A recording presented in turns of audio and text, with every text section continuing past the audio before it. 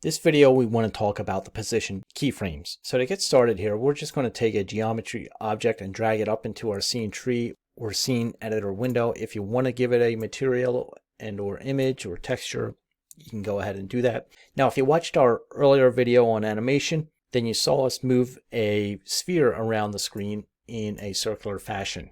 So we want to recreate that same animation, but this time we're going to make it a linear animation, focusing specifically on our position keyframes. So to get started here, I'm going to move this box into the upper left of our scene editor window, and I'm going to go ahead and hit set keyframe because that's where I want this animation to start. And I'm going to go ahead and move it right. I want to hit set keyframe, move it down to the lower right, hit set keyframe, then to the lower left, hit set keyframe, and then back up to the top again. So if we play our animation here, the cube goes around in a circle. Now we want to change this animation pattern to a straight line type animation instead of a circular one. So again, if I have my bounding box on and I come in and right click on my object and show the animation here, it shows us the animation path. Now we want to take this circular animation path and make it linear. So there's a couple more adjustments that we can do within the stage and each particular keyframe to do that. So within the stage here, if I zoom in a little bit with my middle mouse button and then reposition the stage, you can see I have both my dope sheet and my spline view open, which you can change right here. We have our cube, which tells us what container it is and what is animating here, the position. And these are all of our keyframes here. So if I select on a keyframe within the stage, it also shows you which keyframe is selected in the animation path and vice versa. So if I select this keyframe here, it now makes this one active. Once you have a keyframe active or highlighted, you'll notice some buttons above the stage become active as well. And we have these linear left and right, a smooth left and right, a smooth left and a linear right. We have a linear left, smooth right, a smooth left and right, and a tangential.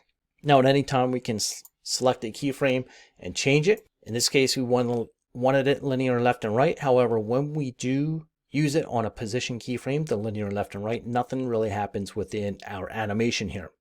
So to further rectify that, we need to come over to the right hand side here and use this little box. Now a position keyframe here has its own variables, and first of all we can select the time of that keyframe and slide it left or right. So we can slide it down and you can see as I move this time, it's moving the keyframe left and right with it. These little buttons here just jump to the previous keyframe and or next keyframe.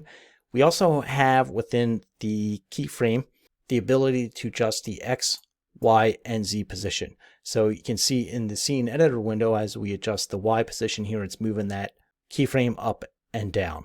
We also can move the Z position, which comes forward and backwards. Now we also have an angle and a weight down here, and you can notice they're locked by default. And beyond that, there's also a speed control. So if we just raise our stage up a little bit here to reveal more, you can see we have a speed control. So this angle and weight here, as we adjust the angle, you can see what that does within the scene editor and animation path. It's actually adjusting the path of the animation. And same with the weight, this adjusts the handles. So we can adjust the handles by using these numbers and or dragging them up here. Now there's a single, a locked, and a mirror mode here. So if we just want to adjust one side of a handle at a time, we can. Here we have just the weight of the left handle active, and we're adjusting it with this number, or we could come up in the window and adjust it with this handle there as well. Now since I want this to be a linear animation, I'm going to take all of these down to 0, and there it gives us a straight animation. So that's what I need to do for each one of these. I'm going to highlight a keyframe and I can change it to linear left and right, and we can come over to the right here and just put our weight at 0. And again, I'm going to come to the next keyframe and do the exact same thing, put the weight at 0, highlight the next keyframe, make the weight 0, and let's do it to the first keyframe as well. Now when I play the animation, it's going to go straight across, straight left, and then straight back up to the top. At any time you can change the keyframes back to however you want them.